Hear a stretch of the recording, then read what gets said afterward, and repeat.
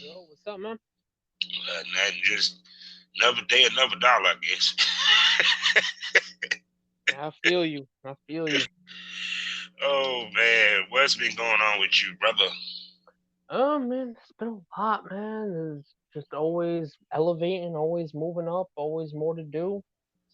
You know how it goes. Oh yeah, man. The grind never stops. The grind never stops. I swear it don't. Man, it's like it just. Where it just. I had to slow. Well, I ain't slow down recording, but I slowed down booking so heavy because I be finding myself with like 3 or 4 in a day. I said, man, I can't keep doing that shit. Yeah, I mean, you just get burnt out. That's what it is. You get burnt out, and you're just like, I gotta do this right now. And I'm gonna tell you what's funny. People don't realize that even in porn, we get burnt out, and because they think just because we fucking on camera and all that shit, that we don't get. No, you get burnt out because a lot more to what we do than just fucking on camera. Yeah, I mean, you get the people, and that's the crazy shit. Like when I get hit up to for like by prospective male talent and whatnot, they always throw a little line in there, like, "Oh, I got crazy stamina. I could fuck 3, 4 times a day." No, the fuck you can't. No, You think you can. You 100% believe in your mind you could do that, and then the camera's cut on, and it's time for you to at least give me one pop, and now it's a problem. Okay. yeah, no, because it took me a while to get to the point where I could shoot 5 or 6 in a day. I had to literally build up to that. For part of it is learning your body, also learning to pace yourself during the fucking shoot so you won't come so fast. You know what I'm saying? And people don't realize it's an art to that. It's an art to when you're on camera, and it's an art to the stroke. They just be frank. Absolutely. And I mean, on top of that too, it's like I personally I tap out at 3 a day. Like if I'm really, really stretching it, I could do 3 a day. But I Yeah, don't like doing that because my body feels fucking awful after I do that. yeah, you be sore and hurt up because even with me, like I used to do, like let's say 3, maybe 4 hardcore scenes within that day. And then after my cameraman leave, we might, bullshit around, do a POV or whatever. But it's not as intense because with a POV, it could be as simple as she just giving me head in doggy style. That's maintenance, Yeah, period. Versus when you're in front of that camera, no, you got to give them more than doggy style in the blowjob.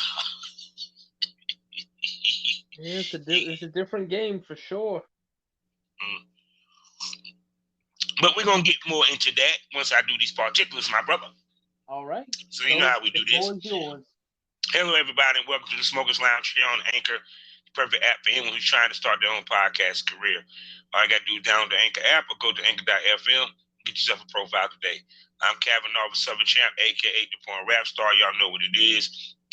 Find all my links with one link. Allmylinks.com/porn rap star. 3 wonderful sponsors to tell you about. The first one being the Facebook LS community, lsworld.com. Next up, the hottest rising adult magazine in the game. I'm talking about Eroticism Mag. So go to eroticismmagazine.com, get yourself a monthly subscription, get it digital or get it mailed to you paperback. Also, last but not least, in black owned, for you consumers, a new place for you consume Triple S content. For you content creators, 90% profit. And they evolve for healthcare. I'm talking about xsitebunny.com. Whether you're a consumer or a content creator, porn star, whatever, new place for you to get a profile and make some money.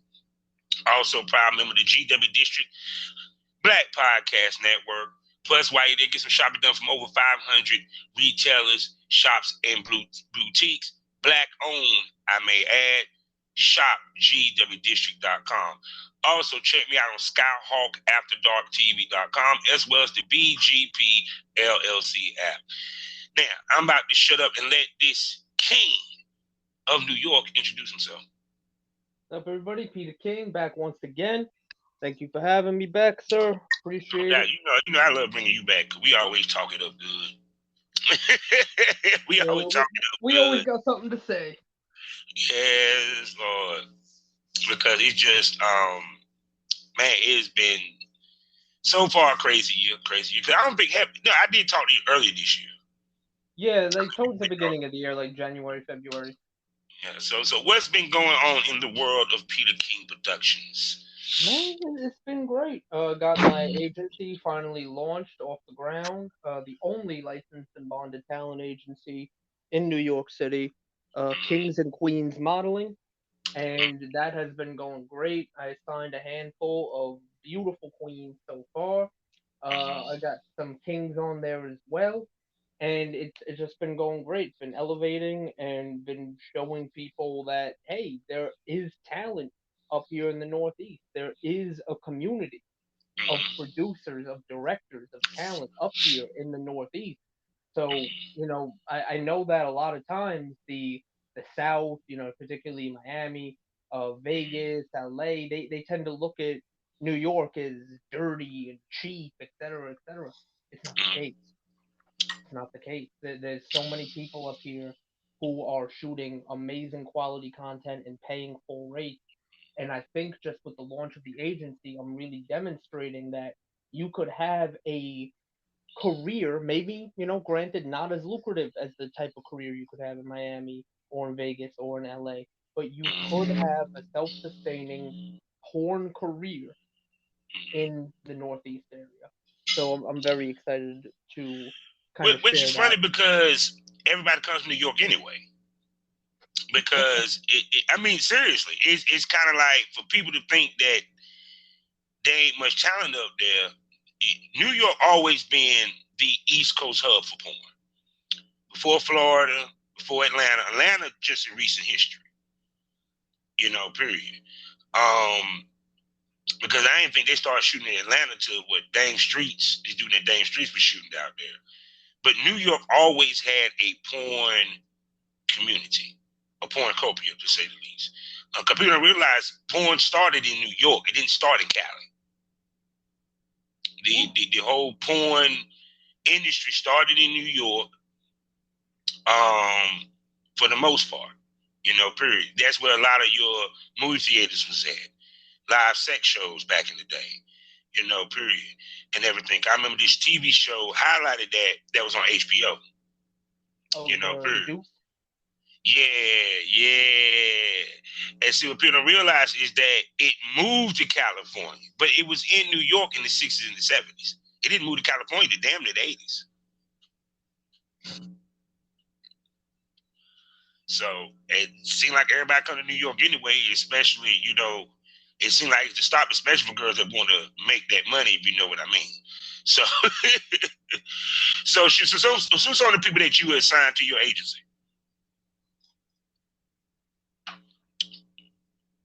Pete?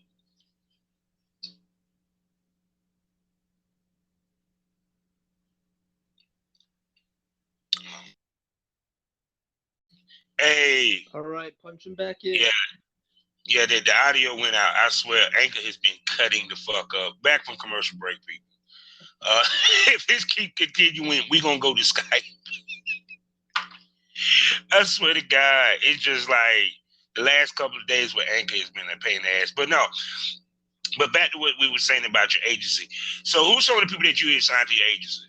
I got some wonderful, wonderful female talent right now. It's fantastic. My newest sign is Addis Boucher, beautiful black model from Brooklyn. Just just started in the industry, only been doing porn about a month or two, and just brings this incredible, amazing energy set. Definitely love having her on there. I also recently signed Sunny Bunny. She's also brand new, just started working out here recently. Also a New York native. Uh, Big ass. I know that in New York porn and urban porn in general, they love the big asses. So I definitely had to put her on. And some other people that I've signed over the last few months, Chloe Bell. She's a brand new model in Vegas. Eliza Eves. She's an established model. She's been doing this for a little while. Kaya Rose, another model from out west, who occasionally comes out here to shoot. Nova Ray, local model, also very new, just recently started. Celine Sun, beautiful model. She just recently started as well. And Victoria Lubov, who is another very established model. She's like a bit of an industry veteran. And then as far as male talent goes, right now my only male talent right now that I've signed besides myself obviously is the Artemis. Artemis Yeah. is great male talent. He's definitely having a meteoric rise in the Mhm. industry and really putting on for New York outside of the city. You know, he's shooting all the time in Atlanta, Florida, and he's just doing great things himself. So love having him on board too. So now, now with your agency, of course, I like to ask the hard questions. What makes your agency different from the other agencies? Because with agencies, of course, we know about the contracts. Some contracts don't allow the girls to even do content. Some contracts hold them to a long period of time. Um, in some cases, girls don't have choices of who they work with a lot of times. Because sometimes I've been in situations where I talk to a girl and we had content trade set up and she signed with an agency or a management and that she get killed. So what's some of the things that you learned not to do that agencies do? You get what I'm saying? That makes yours better. So I've just decided to go to a very performer friendly approach because at the end of the day, I know who I am and I know what position that I'm playing. I'm not out here like I can't pick up the phone right now with somebody who's on the team at fucking Black Raw and say, "Oh, I got this model, you know, can she be on set tomorrow?" Like I don't have that amount of clout. I don't have that amount of sway. So instead of being so heavily centered on just appeasing these big companies that don't even know I exist, I spend my time very one on one with the models themselves and doing things that are going to be beneficial to them. So my contracts are relatively open ended in terms of what you're allowed to do, what you want. Like I have very few restrictions as far as what you're not allowed to do. Basically, you sign with me. All I'm really going to ask you is that you just run things by me. You got some content trade coming up? Cool. I support that. I support you going out, getting your money, doing your own OnlyFans, doing your own many vids, wherever you're putting it. I fully 100% support that. Just let me know who you're doing it with, when you're doing it, all that. Because, you know, there's a lot of predators in this industry. Yes. So if you come to me and you say, "Oh, I'm working with such and such," if that person's already on my radar, I could say, "Well, hold on, you know, there's been a couple people coming forward saying he's beating girls up. Mhm. So maybe don't do that. Maybe pass on that one." Or, you know, and just other situations too where I could maybe be a little more insightful. Uh, because there's always people going to be trying to run game. You know, I got one today from one of my models who had someone reach out and they just offered a very low rate for a photo shoot. And she was just like, "Well, it's just photos," but then I'm pointing out little things in the email or in the initial conversation where I'm like, "Yeah, you say that, but he's talking about this and that, and this all just seems like a red flag to me." So, in my personal opinion, I wouldn't go through it. So, you know, of course, I could have sent her over there and took my little 15% cut, but potentially putting her in a bad situation where it's not good for her career, it's not good for her long term, it's not good for her in the moment. I can't do that. I can't in good faith operate that way. So I would rather do things to elevate a performer. And that's the other thing too. My contracts are very short term, 6 months. You sign to me for 6 months. You have the option to renew, of course. But when that 6 months is up, if you got a better offer from a bigger agency, I encourage you to take that.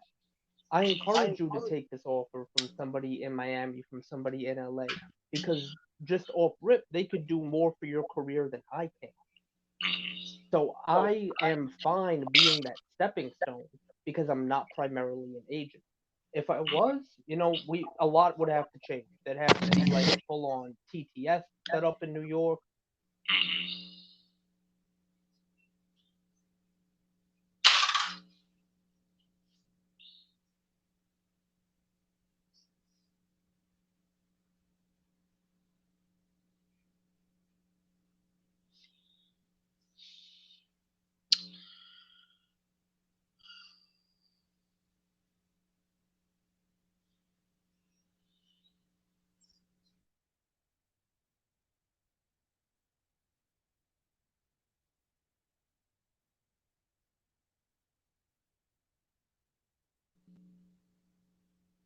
Hello? Hello?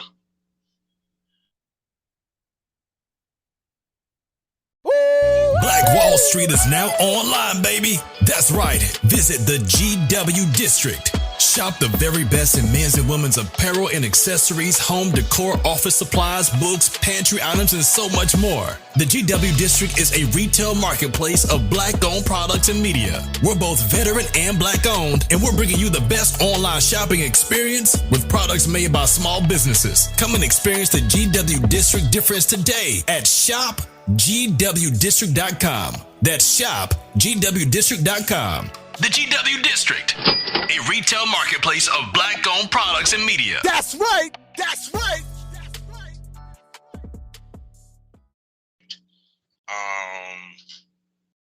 Versus, you know what I'm saying, you don't hold them for a long period of time and all that good stuff. I mean, that was basically everything that I wanted to say with that. So if you want, you could just ask me questions about that, or we could just you could lead me into the next topic. Either way. Okay. Well, shoot. Well, I was gonna continue on the agency for a little bit longer. We move on because you know what I'm saying, back from commercial break again, people. We had to switch to Skype because Anchor acted stupid. So, so y'all get 3 commercials in this one. So, but the thing of it is that with you, do you focus more on them getting their content and helping them get content and finding talent to work with as well as work? Because most agencies, they're more concerned about getting the girls to pay gigs than worry about their content. Oh, so absolutely. With me, it's 100% about finding them paid work. But I'm not one of those agencies who's going to oppose to them doing content. Like, they could go and they could do content with whoever they want. That's fine. I'm more of the mindset of I'm going to put you on set and I'm going to get you paid. And if you want to go off on your free time and shoot some content, cool with me. No issue. So when it comes to, like, when you get them, well, first, what type girl do you look? I know I asked you this before, but now that you officially an agent, what type girls do you look for to be a part of your agency? Because when you talking about an agency, they're also representing you when they go out. So it's different versus I'm looking for a girl to shoot versus I'm looking for a girl that would represent my company. You feel what I'm coming from? Right, exactly. And a big part of it for me as an agent is going to stem from attitude. That is because there have been people that I've been in talks with to sign. And generally, before I sign anybody, I put feelers out and I say, all right, well, before I lock you into some kind of contract, let me ask a couple of my connects and see if they would be interested in shooting you. And if they are, we could do the paperwork and then I'll push your materials out to them. So there was this one young lady that I was talking to, and she was very eager, very excited, wanted to sign. And I did my usual thing. I reached out to about 2-3 people, and they all got back to me and they said, "Oh no, she's a nightmare. She's horrible to work with. She's just really, she has a horrible attitude on set. She's so shitty to people. She talks to people in a very demeaning way." And then I had a conversation with her just to kind of follow up. And I noticed that start to come out when I started asking some hard-hitting questions. And I believe one thing that I had said was just like, "Oh, well, you know, there's some recruiters that I'm going to have you speak to because they work for individual companies." And she just came at me with, "Oh, what, another agent? Well, if I'm already paying him, then what the fuck do I need you for?" And I'm just like, okay, hold on a sec. Yeah. First off, that's not what I said. And second off, that you sound a little crazy right now.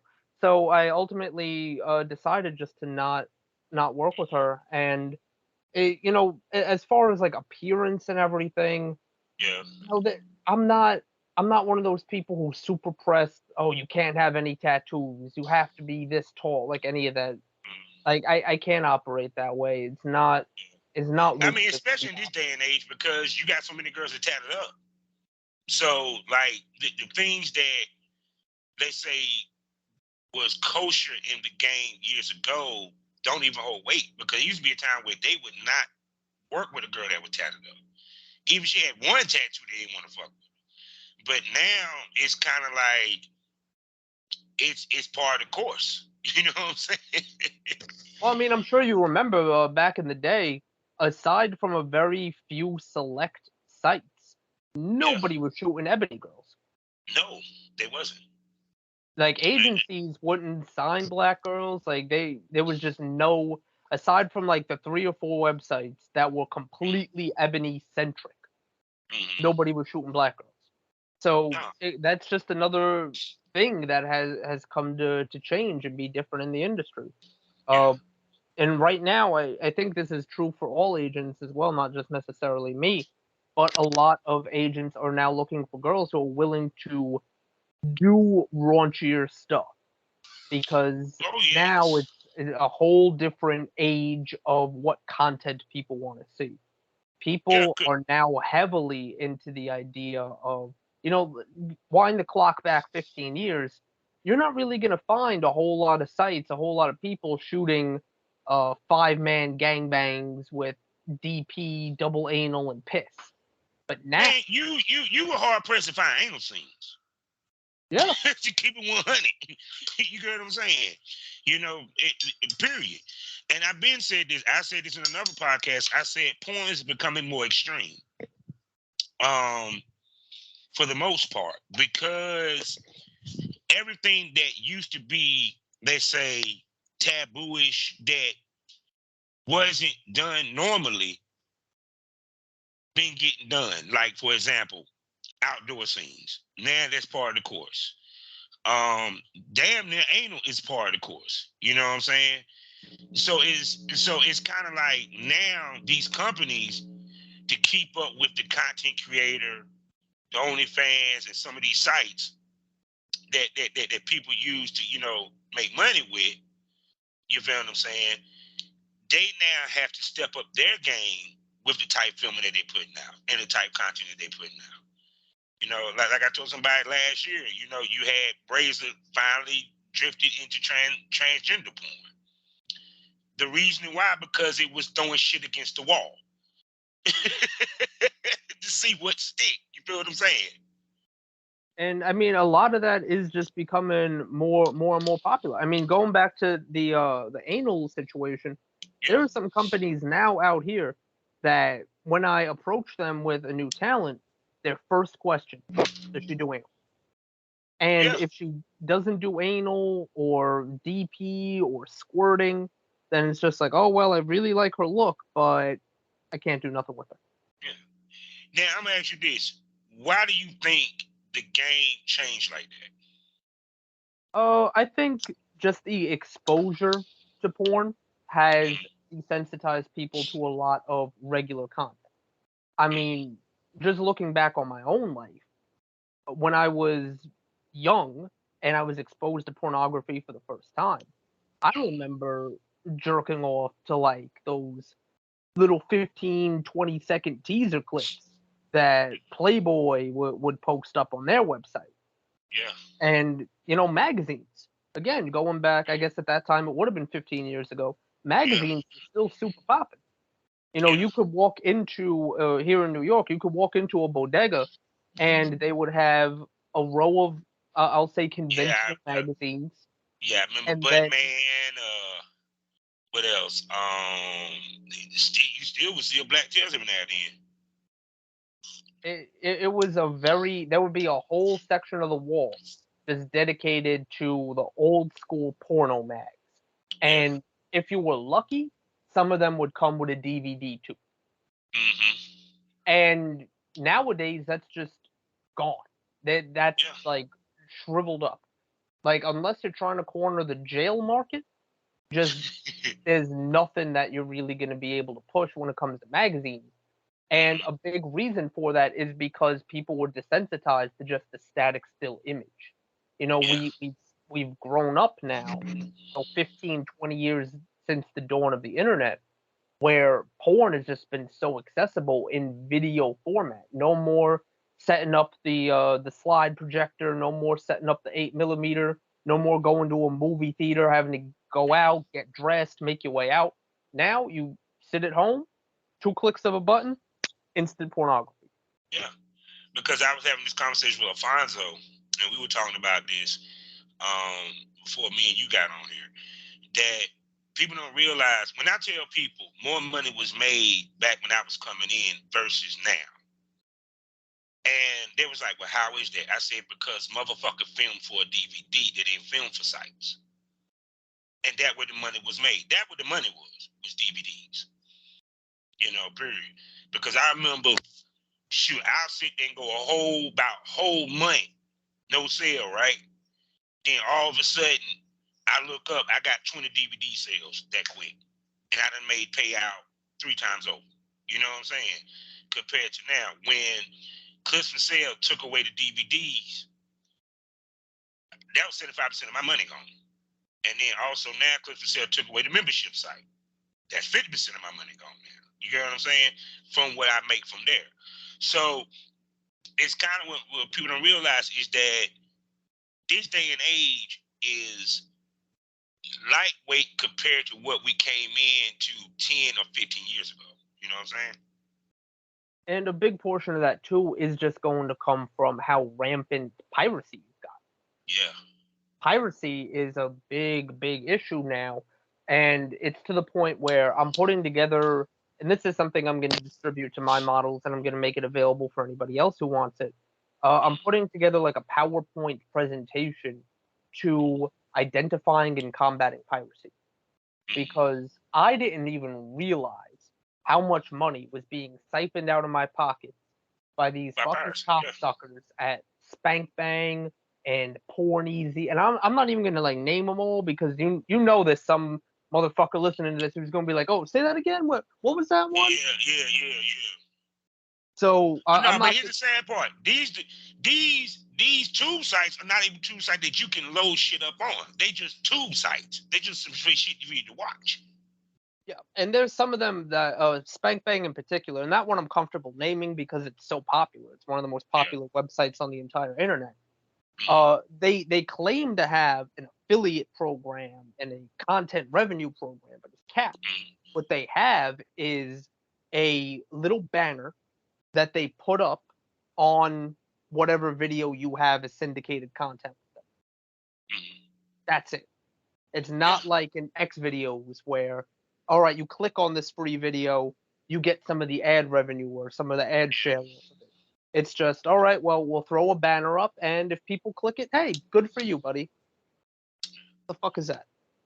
Yeah, because even to the point, it took a while for me to get to the point of, because for me to even make it to where you can download my scenes off my sites. You know what I'm saying? Because the reason why a lot of bootleg happened, because motherfuckers didn't realize they was bootlegging the DVDs a lot of times, because you can easily get the file for the DVD, because everybody ain't got that program or that money like the main companies where they can block you from taking it off the DVD per se. Yeah, they don't encode it in such a way where you can't. Yeah. And then on top of that, I remember even with Busty Baby Doll back in the day, motherfuckers were like, well, how are they getting her content? Because you can go on there and download the fucking scene. You can download the fucking scenes. So it was kind of like we kind of shot ourselves in the foot, because a lot of these sites enabled motherfuckers to download scenes, and what they download, they can put elsewhere. And here's the thing that I want to kind of jump in about that too. Like, I've always been a hustler. Like, ever since I was a young bull, I've always been a hustler. And I get it from a hustler's perspective. Going out, buying the DVD for $10, ripping it, and then selling it on the street for $5. It's fucked up, but as a hustler, I get it and I understand it. Yeah. What I don't understand is going on someone's OnlyFans and paying $10 to access the content, downloading it off of there, and then putting it up on one of these tube sites with no benefit to you at all. You're just doing it to do it. You don't see a penny of revenue. It doesn't benefit you in any way. It's just doing it to do it. And that's the part that I really can't. And the worst part is they don't even verify, and some of these motherfuckers don't verify who gets these accounts. Some of these motherfuckers ain't even got a fucking profile picture. Most of them don't. I mean, you go. Yeah. I mean, at this point, I've been to the depths of the piracy sites. I've seen the worst of the worst at this point when it comes to the piracy sites and what's on there and what's available. And most of the time, it's just somebody with a bunch of random strings of letters as a username. ABGX254. And they got 3 of my scenes there. They got 3 of my homie scenes on there. They got like a Bang Bro scene on there. It's just whatever they could get their hands on. They throw it up there. And most of the time, and this is also funny to me, a lot of the bigger companies, myself, a few other people I know, we have measures and systems in place to combat piracy.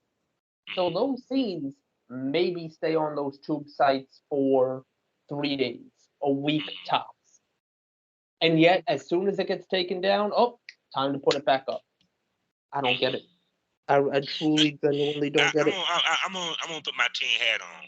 I think a lot of the bootlegging came from industry. And the reason why I say this is the big companies was losing shitload of money because of people like us. You feel what I'm saying? Because one, like in your case, the girls that they want to get that makes them money, you guys are already shooting. So 9 times out of 10, in their mind, in Hollywood, by the time they get to her, she's used goods. So what I think they used to do was some of these companies used to have people download the shit. They have deals in place with some of these tube sites to begin with. Because some of these tube sites do have to pay a licensing fee just to get the major companies, especially to get a lot of their shit. You feel me? Because think about it. If you're getting bootlegged and Brazer being bootlegged, why ain't Brazer worried about taking it down? Because them motherfuckers making money off them sites. You know what I'm saying? It's spread with advertisement, what have you. Y'all can pretty much guess for the most part. So how do you devalue the industry that, you know what I'm saying, that right now is being taken over by the talent that you're trying to book? That may not want to come shoot with you because they don't need to anymore. You take the top people's shit and you put it on these free sites, which you turn cuts into their money.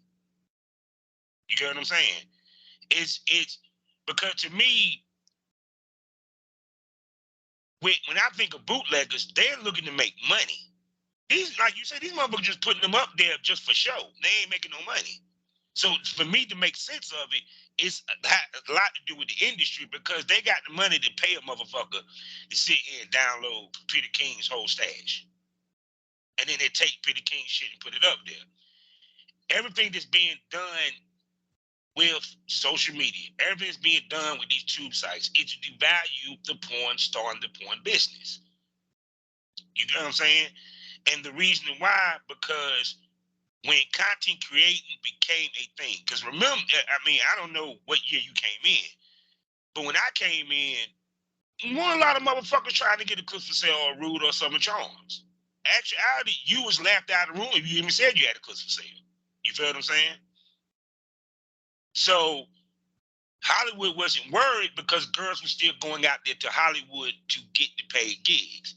But when things start moving out online and companies who couldn't make the change to being online versus just doing DVDs fell off. And a lot of these big companies saw what was happening. So that's why I think what's the word I'm looking for? I think a lot of this has to do with big industry. What you think? Just industry set. I mean, I don't, it's one of those things where it's like, I can't disagree because I don't know. I just don't know. It could very well be the case. Honestly, I think it's I would actually prefer if it was your theory over mine. I would prefer if it was just the industry pumping money into the pockets of pirates in order to steal our stuff. But because in when I think about it, because the reason why I say that, I look at Pornhub. All of a sudden, Pornhub, which was everybody was debating everybody's existence, every porn company ended up having an account on there. This was even before they started monetizing shit. You feel what I'm coming from? Brace damn near practically a sponsor for them fuckers. So it's kind of like, to me, if we okay, since it's being normalized, let's over normalize it so that it will hurt the content creator, not realizing that you're actually hurting the industry as a whole. Because one, you're cheapening the product, period. And you also hurting the people that you're booking because you're hurting their money, because you're trying to make it to where they have to come to you to make money. And there's also a very close relationship that's kind of unspoken between the big companies and a site like Pornhub. You deal with certain companies and you say, I would like you to book this girl, or I would like you to book that girl. Depending on the company, they'll say, well, we would love to, but she has to be top 250 ranked for porn stars this month on Pornhub, or we're not interested. Yeah. Or they'll have the mindset of, well, she can't have shot any mainstream scenes yet. OnlyFans or whatever, things like that, that's okay. But if she's shot any mainstream scenes, we don't want to book her. And they kind of change the rules as the game is being played in order to make sure that they're still on top, because they're the ones offering the most upfront money on the table right here, right now.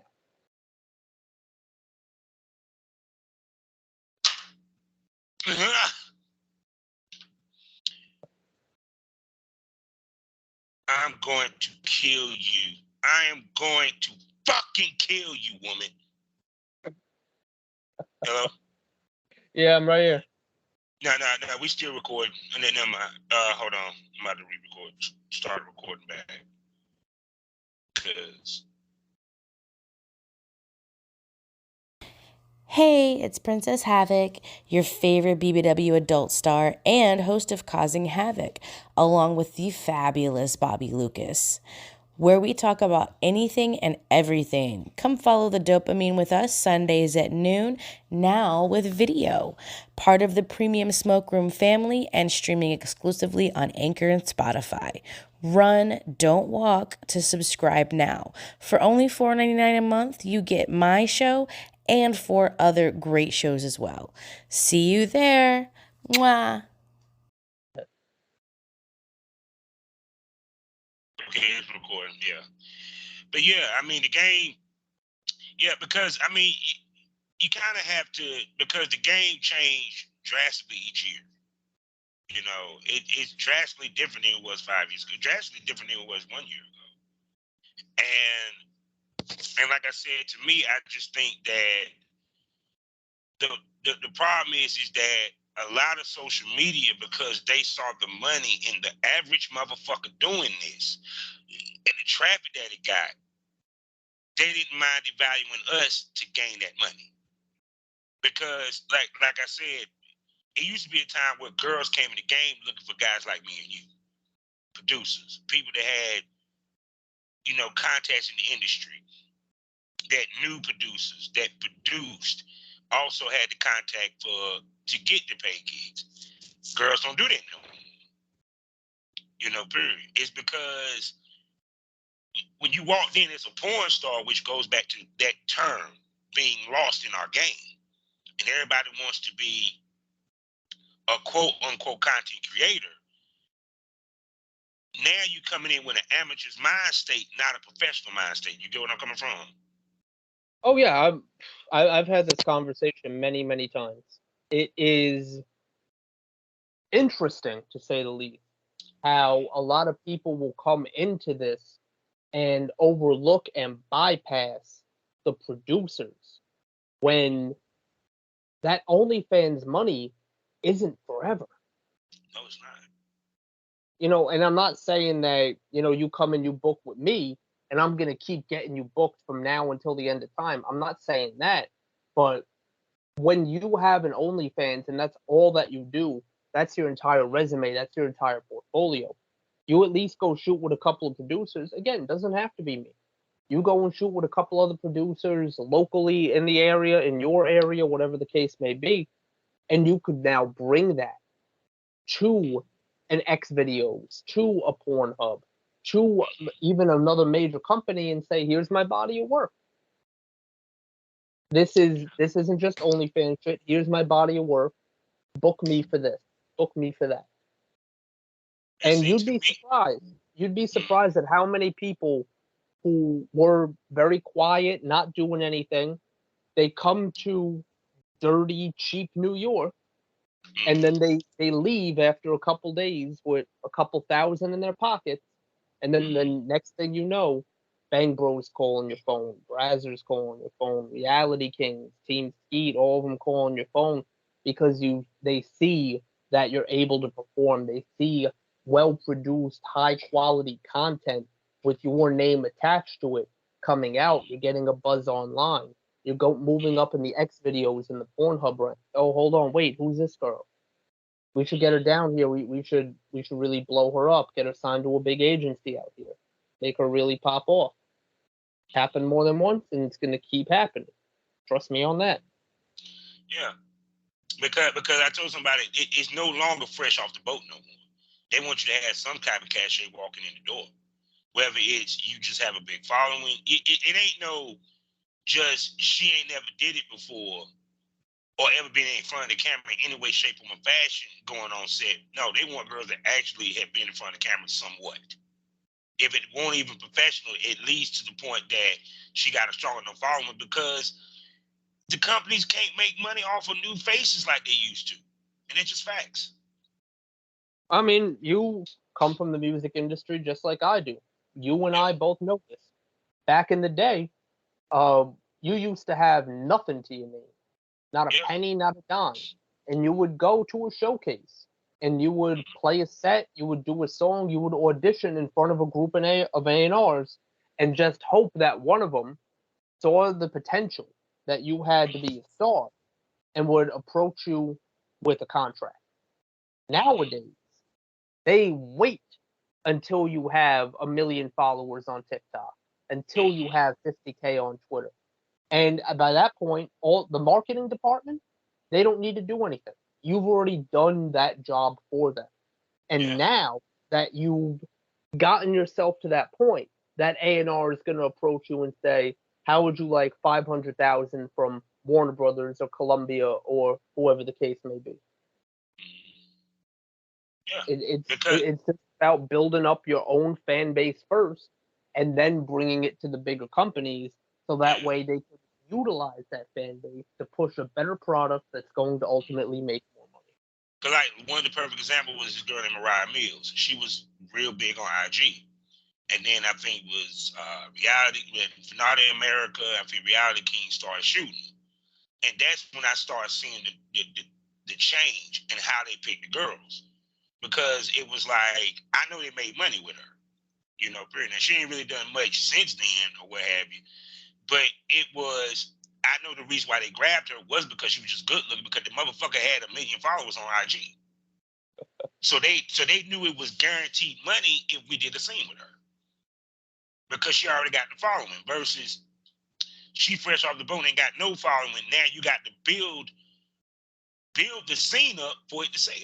Versus she already got cachet, so all you're doing is putting it out. Yeah, I mean, again, you know, taking it back to the music industry. Yeah. Prior to 2007, it cost approximately $300,000 for a label to take an artist from being completely unknown to being a star. $300K. And that would go into artist development, studio time, marketing, the whole 9 yards. Nowadays, you could have somebody come into your label who's already a star and is eager to be there, you save yourself $300K. And the porn companies are looking at it the exact same way. They want people who already have a following, already have a fan base, already have checking for them. So that way, they don't have to spend any type of money on marketing or promotion. They don't have to do these little soft launch scenes or anything like that. They don't have to shoot a one-off and see how it goes. No, they already know, all right, this person got a bunch of followers, high on the rankings, lots of engagement on their posts and everything. Let's shoot them 9 times right now, back to back. So that way, we got enough content to last us throughout the year. Yeah. See, that's the other thing we used to talk about back in the day, being overshot, is that once these girls shoot majority of these companies, they're not calling them back for a minute. You know, period. That was the reason why a lot of the companies that were telling me, tell the girls, even back then, set up your own site, put out your own, film your own. Because they already were telling me that was drying up out there in Hollywood to a certain extent. They saw what was coming. You know, but and I kind of saw it too, because I was like, yeah, the internet becoming big. You know what I'm saying? Period. From webcamming to the whole nine. So it's kind of like, you can't, now we in the clout era, they want girls to have clout. So I told people, it ain't about how fine or pretty you are anymore. It ain't about how good you suck dick or fuck. Because some of these girls ain't the greatest fucks on camera, to be honest with you. But it's about that following, what you bring it to the table when they see you. You know, period. And they had to change because shit, more girls get in the game, wanting to get in front of the camera compared to back in 2008. More girls were trying to get on Backpage. You know, to be honest with you, and they only wanted to do paid gigs. They weren't trying to do content, paid gigs to boost their escorting, because they figured since if I do a couple of porn shoots with some of these companies, I can boost my escorting. The only difference between that day and this day is that now girls do understand the value of content. You know, period. But the problem is that now, because, and you can test to this, you have to shoot more to see more compared to 10 years ago or even 5 years ago. You know, period. These girls literally got to pump out scenes daily in order to continue to see the money that they're getting. But part of that is because these dumb motherfuckers want to sit here and do free and $3 for the next 30 spots. Yeah, you're gonna have to work harder, because you sitting there telling everybody my shit is cheap and ain't worth the money that you spending. And that's just what makes it more difficult on people like you and I, because when my website is a reasonable price. It is $20 for 4 websites. You get 16s a month. Mm-hmm. You know, if I had launched this in 2009, people would say, "Damn, that's super cheap. That's a really good deal." But nowadays, it's like $20 a month. I don't know, because, I'm on a couple of these OnlyFans, and one of them is free with pay-per-view. The other one is like $3 a month, and I get full scenes. And it just makes it extremely difficult, because it's not like the rates have gone down. It's not like it's cheaper to book people now. You're just making less money, putting in the same amount of work and putting in the same amount of money that you did back in the day. But look, I got to cut this short because I got another show I got to knock out. And that's why she keep bugging me. So tell everybody where they can spend money on you, King. Oh, man, you can check out all my websites, peterskingdom.com, rawwhitemeat.com, slutsaroundtown.com, passionsonly.com. Check me out on the Devil Itself OnlyFans.com/Peter King Productions. Check me out on all tube sites under the name Peter King or Peter King Productions. And that's where you can come find all my material. No doubt. And he will be back, people. We were going to bring him back. So I'm sorry about the stop and go in these episodes, but Anchor is a complete asshole. So next time, bro, we doing straight Skype. I'm with it. No doubt. So with that being said, people, life is a learning experience. What's the point of the experience if you didn't learn anything? Smoke this over. Thank you for coming, bro. All right. Been a pleasure, my man. No doubt.